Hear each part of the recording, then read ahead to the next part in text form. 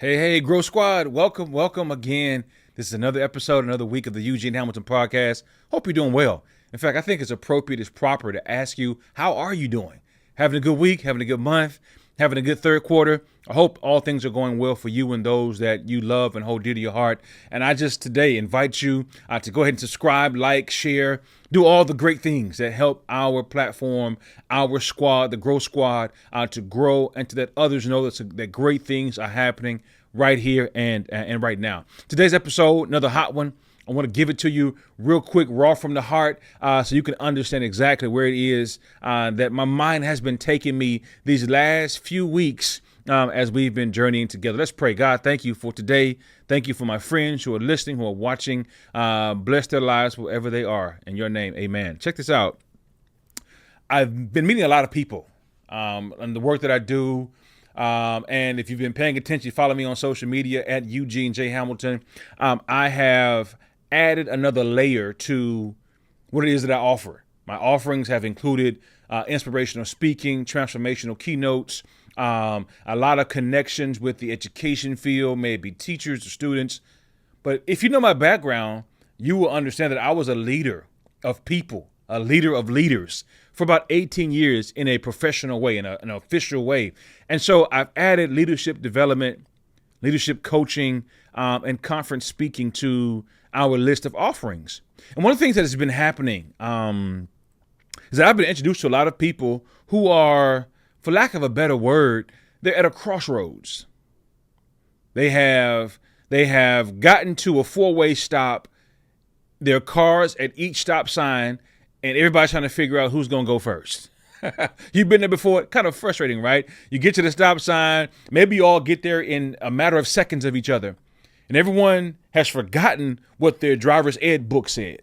The driver's ed book says, and I don't even know why I'm telling you this. I think it's appropriate for the moment. And maybe somebody out here, I think my niece just passed and got her driver's license. So that's a great thing. But one of the things that I remember from taking driver's ed is simply this.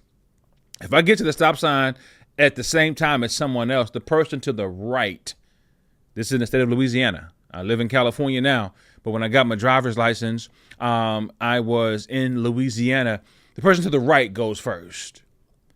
But I'm meeting people now. They're at the right, they're on the left, they're in the middle, they're up front, they're everywhere.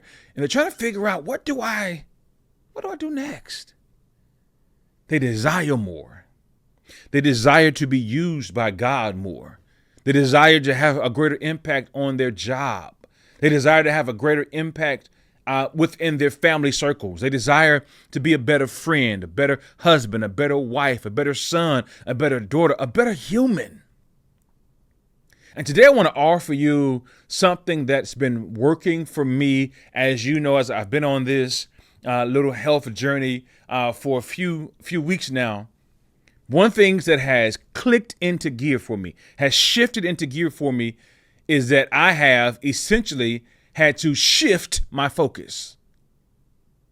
Yeah, basically, I'm inviting you, as we're in the third quarter of 2025, I'm inviting you, if you're watching this later on, this is when this was recorded, I'm inviting you to ask yourself, what am I focused on?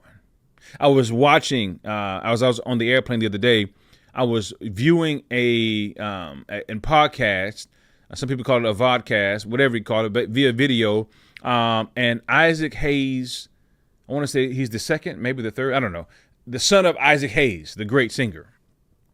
And he was talking about how entrepreneurs pride themselves on filling up their calendars, and not just entrepreneurs, but he's focused in this segment on entrepreneurs because he is one. And so he wanted to give a word of inspiration, of hope, of light to those who kind of work for themselves, who find themselves kind of spinning their wheels. And sometimes, this is what he said, I'm paraphrasing, as entrepreneurs, we wear this badge of honor that we're doing a whole lot of stuff, but we're actually doing nothing.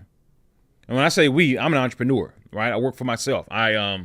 I've been blessed to be in business for myself for the past 5 years. And I understood exactly what he's saying. sometimes as a person that is starting a business or working a business that they own, developed, and has put into motion, sometimes you pride yourself on, okay, I got all this stuff to do today, and all of it together barely moves the needle. Right? I got this many Zoom calls. I got to do this, work on this. Then I got to jump off that and jump over here. I got to do. And so we find ourselves spinning our wheels, doing a lot of good stuff, but nothing great. That's a bar right there. We find ourselves doing a lot of good, but because we lack focus, we don't do anything great. And so what he said was, and I'm just borrowing from him, the real flex is not, I got a whole bunch of stuff going on. The real flex is that I'm laser focused on this one thing in this season that I'm going to see to the finish line that will open doors for me to get back to the other things that are in the fire. And I can focus on them one at a time or two at a time instead of focusing on 10 things at once and getting nothing done. And as you look at your life, as you look at your career, as you look at your family, as you look at your health, whatever it is that you're saying to yourself, I'm juggling all of this, ask yourself, which one of those things can I elevate to the top priority, the top of my priority list, and say to myself, you know what? I'm going to be laser focused on my health right now. Health is wealth. It sounds like a great cliche, but the older I get, the more I'm realizing that if I'm unable to get out of bed, if I'm unable to fulfill my duties because of some kind of illness, then I wouldn't say I'm no good, but essentially I'm unable to do anything that is of any good at the moment because I haven't paid attention and focused on the things that matter. So ask yourself, what is it that is on your list? What is it that is in the pot of the many things that you have going on that you can say, you know what, let me highlight this one part that's been lacking. I've been working on it, but there's been no significant outcomes. I've been working at it, but it needs more of my attention to grow. It needs more of my attention to get better. It needs more of my attention to actually impact lives. And as you think about all the things that calls for your attention every day, right? And some things are purpose-filled, and some things are just popular. Some things that we find ourselves doing pulls us in a direction of fulfilling our purpose, and some things we saw somebody else doing, right? And we said to ourselves, if I can do some of that, right, I can arrive at some level of success. So let me invite you to reframe. Here's how I want to say it. Reframe your perspective. Have you ever had a picture that may have been in a frame that maybe someone passed away in your family that passed it down to you? Maybe you've gotten something of value from someone that you had to break or take it away from its original packaging, its original frame, and give it a fresh coat, give it a fresh look. And to do that, you couldn't leave it in the same frame. To give it life again, you had to move it from its original frame, right? And put it in a new frame and essentially reframe that bad boy. All I'm inviting you to do is to reframe your perspective. Reframe it in such a way that my son, it's interesting. He's an only child. It's not his fault, right? It's nobody's fault. He's an only. It is what it is. He's an only child, and he has a lot of toys, right? And one of the things that is interesting, and this may make sense, it may not make sense, but I'm going to try to what they say. I'm going to try to make it make sense. And sometimes he's playing with newer toys, that when I say newer, that he's gotten in the last 3 to 6 months. And every now and then he will stumble upon a toy that's buried but I'm talking about way down in his toy box that he hadn't seen in over a year. And the other day it was so wild. He pulled out these walkie-talkies that we bought for him probably Christmas of 2022 or 23, I should say. I don't think 22, but 23. He pulls them out and he says, "Oh, wow, Dad, you bought me these walkie-talkies? Wow, you shouldn't have." Almost. He didn't talk like that yet, but he was almost like, "You shouldn't have. Wow, thank you for my new toys." And he's walking around the house. He went and got his mother. "Hey, Mommy, I got some new walkie." I'm like, "Bro, those things are so old. The battery's dead. I got to change the battery in them." All right. And my wife said, "You know what? This is funny. It's funny that he's doing this now. Maybe we should go on a treasure hunt of sorts. Maybe we should go down, do a deep dive in that toy box, and and when certain holidays come around, we can kind of reframe or repackage some of his old toys and give them to him again, because now he's got a fresh perspective." You know, it's funny because sometimes, even in life, we get things prematurely. And sometimes we can't appreciate them until we've had either the experience or some kind of lesson that shows us how valuable that thing is. Make sense? And that happens in relationships in life. You ever seen somebody that maybe dated as a teenager and they broke up? They both didn't understand each other. They both just went their separate ways, and they got back together years, and they all say, "Oh man, wow, I didn't realize what a gem I had at 15. Now, of course, both individuals have changed. You've changed, they've changed, and so we know that life experiences have helped them to blossom and to bloom, and maybe there is a different kind of appreciation that is there because of what you all have been through in life. But when you reframe, sometimes when you reframe those things and those people sometimes in your life, you have a better and greater appreciation. Prioritize your values as you're looking to shift your focus. If you're trying to, it's the last thing I'll say, as you're trying to categorize or prioritize, it would be advantageous for you to check your values again. That will give you a lot of insight as to what should be on the top of your list. What do I value right now? What's important to me in this season of my life? What is it that I can say to myself, you know what?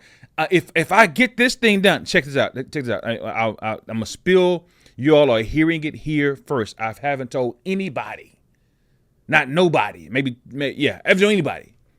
But I'm writing a new book. Yeah, I wrote a children's book, which has done amazing. In fact, we were blessed to be able to share 500 of those bad boys over the course of the past few weeks, sharing with schools across the country. But there's a new book that I'm working on, and I'm glad I'm telling you. Yeah, I'm kind of glad I'm telling you. Sometimes telling people holds you accountable, because there's sometimes in writing this book I get frustrated. I say to myself, nobody want to read this. But I got somebody on my side. My wife, man, she be pushing me. No. The world needs this. And in that book, one of the things I'm inviting the reader to do is to figure out in life not only what you value, check this out now, but what values you in return.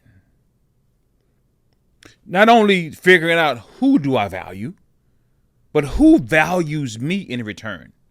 Oftentimes we spin our wheels in the wrong direction, on the wrong thing, and sometimes on the wrong people. And we wonder why things aren't working out the way we thought they were going to work out. So I want you to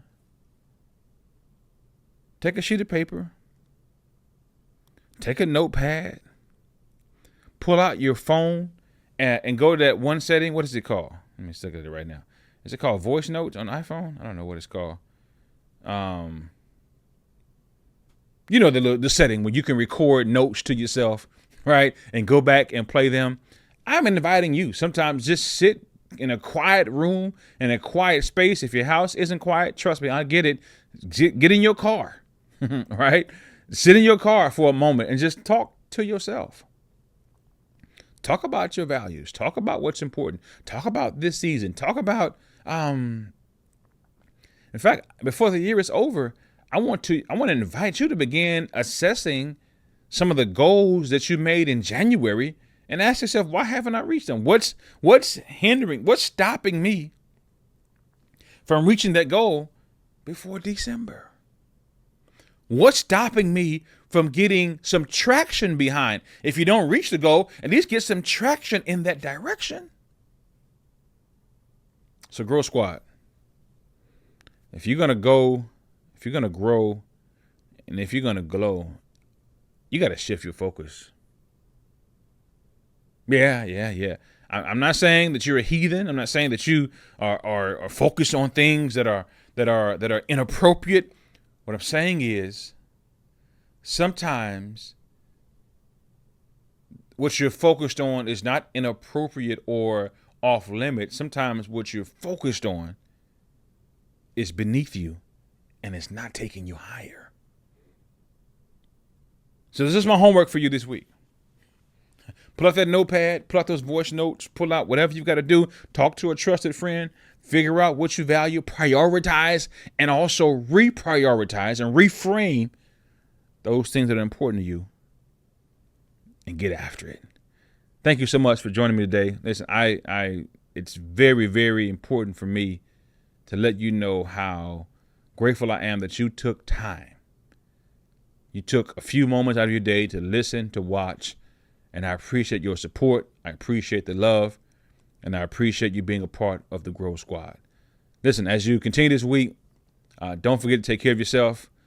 Take care of those that are important to you. Don't forget to go. Don't forget to grow. And don't forget to glow. See you next time. Peace.